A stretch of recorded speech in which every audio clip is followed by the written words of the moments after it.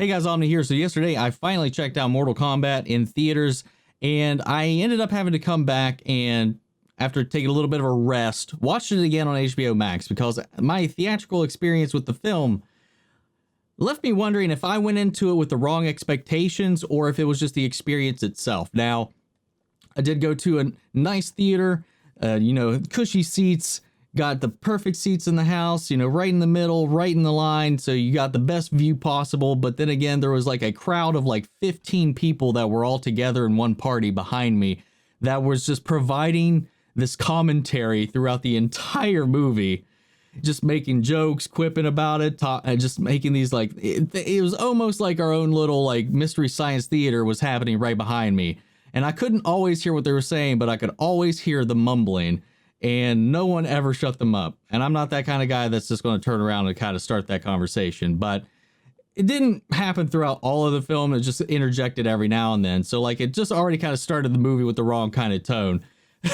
And I don't know if that affected my enjoyment of the movie, because I came out of it pretty annoyed with a lot of their decisions.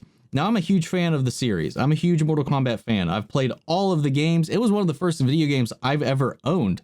For whatever that says about my mother's parenting, I had Mortal Kombat 2 on Sega, not the censored one on the Super Nintendo, so the actual bloody one. I love the 95 film. I, even for all of its faults, love Annihilation, and I don't hate this film. I don't dislike it at all. I did come out of the movie just wondering why they made a lot of these choices, because they did say this is a movie for the fans. I mean, we were writing this as fans. You're going to see a lot of things from the games. You're going to see a lot of stuff. A lot of Easter eggs, a lot of, fatalities, special moves, characters from the games that you recognize if you are a fan. And that is very true. There's a lot of neat little things that are in here. There's a lot of hidden Easter eggs that I caught throughout the movie that I was like, oh, hey, I know that thing. I know that thing. And hell, there's even like special moves. If you like look at the graffiti and some of the background art in some of the locations, there is graffiti that even had Sub-Zero's Ice Blast move as a graffiti art. It was a down, forward, low punch just in the background. And it caught my eye the second time I watched it, because I just wanted to be fair on the movie as well and not go in and have that experience like hinder it at all. And I do have to say, the second time I watched the movie, I had a vastly better experience when I was watching it at home, quiet and focused. I still had a lot of problems with it. This is more of a prequel to Mortal Kombat than an actual Mortal Kombat movie. And if you watch the movie, it will make sense. There's not really a lot of Mortal Kombat in the Mortal Kombat. I gotta say, the best parts of this movie are the bookends. The opening sequence, which they released online, and for that reason, I knew that I did not want to watch that, because I thought the trailers themselves already showed a lot, because they showed 3 major character deaths in the first trailer they released in the sizzle reel at the end. If you watch the Red Band trailer, they show 3 of the character deaths already in it. It still leaves a couple open for the movie themselves for a few surprises here and there, but they did kind of show some of the fatalities already out of the get-go. And honestly, some of the best scenes were already in the trailer. So I knew that when they released the first 7 minutes of this movie, they were really just trying to sell people and seeing this film. And I was like, I'm not going to watch that. I never watched the opening sequence. I never watched the stuff with Scorpion and Sub-Zero. But those moments were the best parts of the movie. They were my favorite bits of this, and two specific scenes involving Kung Lao, which were really entertaining. Now, this movie is entertaining. It is, it seemed like they were setting out to make a faithful, at least the impression I got going into this, and maybe that's another reason that my first experience watching the movie was that they were they said this like a love letter to the fans and the fandom of the people that love the games. So like when I went into this, maybe I was like expecting a faithful adaptation of Mortal Kombat, though they did have their self-insert character, their own OC, Cole Young, inserted into this that a lot of people were apprehensive about, even myself. I was like, it's going to be a make or break for the film for a lot of people.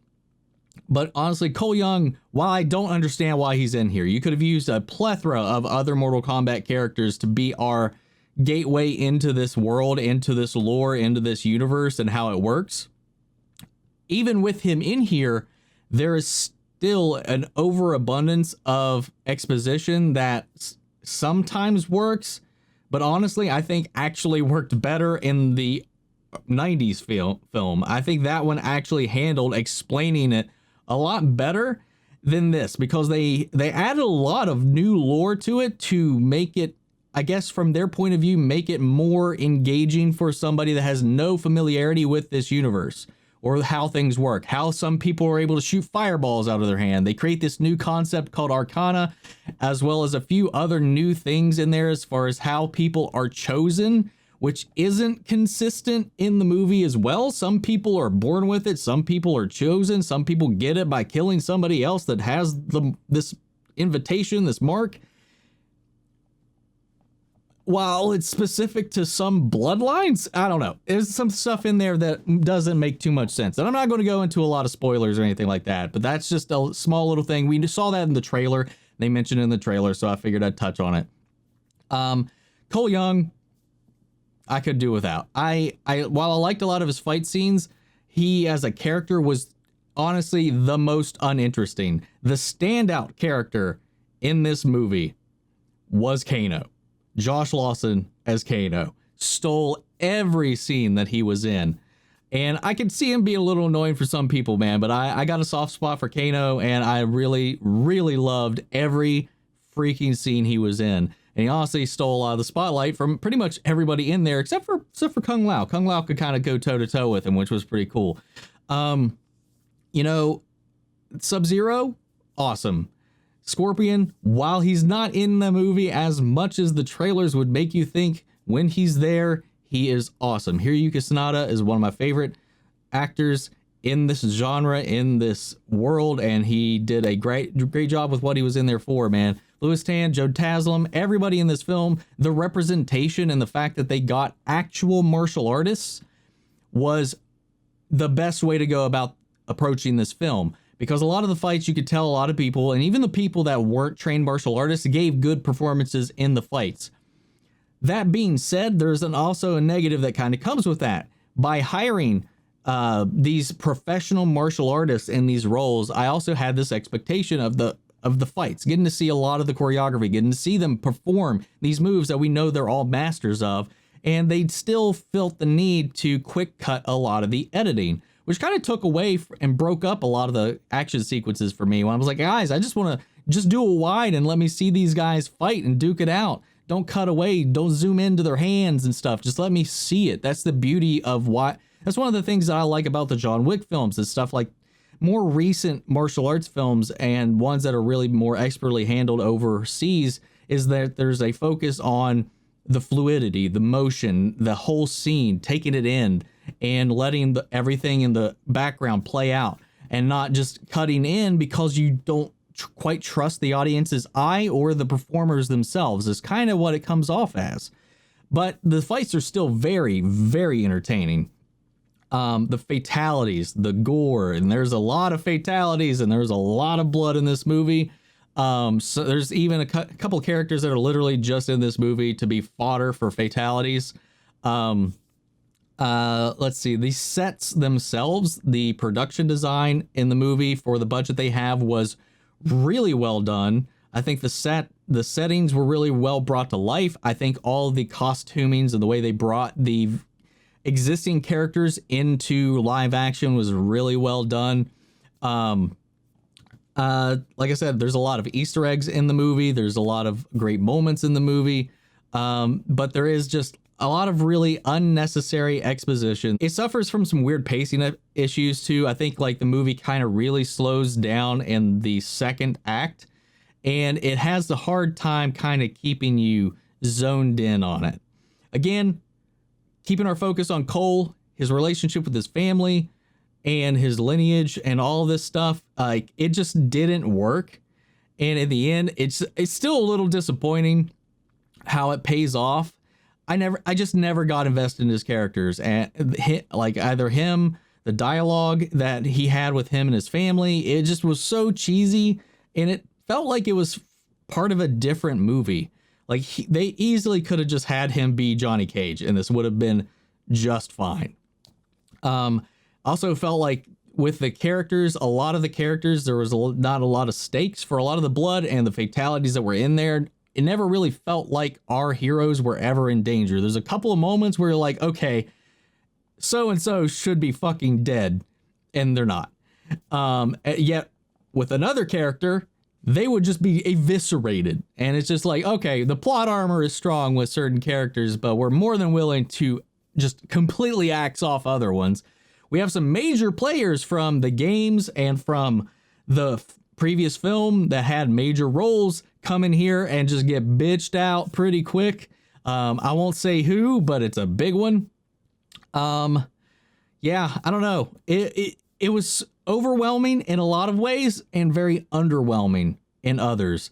One thing that I will say is, and this might be from a biased opinion because I grew up with the 90s film, the first one with Robin Shou and all of that, Lyndon Ashby and all of them. I think that did a better job, despite despite the PG-13 rating, despite the weird representation choices they made, a lot of the kind of tongue-in-cheek way they approached it. I think it was a more faithful adaptation. There's a lot of fan service in this movie, but it feels like a lot of fan service that was just kind of chucked into and stuffed into the script that didn't really flow. There's a lot of lines you will recognize from the game that they kind of forced into normal dialogue, and it's just a little weird. It's a little weird at times, and sometimes it just takes me out of it. But all that being said, I had a really good time with this movie. I honestly would like to see it with a little bit of alcohol and see how that also does as well. I do have to say that the second time I watched it, it flowed so much better for me. So I think it was maybe that whole, for my expectations going into the movie, as well as the experience with the crowd itself, that kind of maybe played into that a little bit. But it was a good reinvention of it. It is leagues and light years better than Mortal Kombat Annihilation. For me, I still enjoy the 90s, the original 90s film a little bit better. The music in this also does not match and does not live up to it. It's very much your typical generic, like, movie score kind of synth music that's thrown in here. It never really gets your blood pumping, and it sounds like a lot of the same tracks just kind of on repeat throughout the movie. So you don't have any of that energy that is in the background pushing the fights either. So that's a little bit there, but there is a lot. If you're a fan of Mortal Kombat, there's a lot in here, packed in here, that only you are going to recognize. So at least I can take that to heart and thank them for that. I just really hope that, if they get a sequel, that they kind of tone it in a little bit and focus more on the Mortal Kombat of it all. It's, again, it feels like a script, while written by a fan, still had a lot of these interjections, possibly from the studio, about people that might not know about the lore, about Mortal Kombat, or they're just not trusting of the audience to understand it. It did that thing that I've mentioned with Monster Hunter, with Resident Evil, and any other of these video game adaptations where they don't trust the audience to understand these things. So we need a boring, plain bread character thrown in there to have everything explained to. We have to have new ways to explain the magic and the way the world works, instead of just accepting the way the world works. Like, audiences are smart enough today, with all of these science fiction films, with all these superhero films, with all this stuff going out, that you just have things be. Give us the world, give us as it's presented, have somebody explain it, and that's it. I felt the 90s movie did that much better.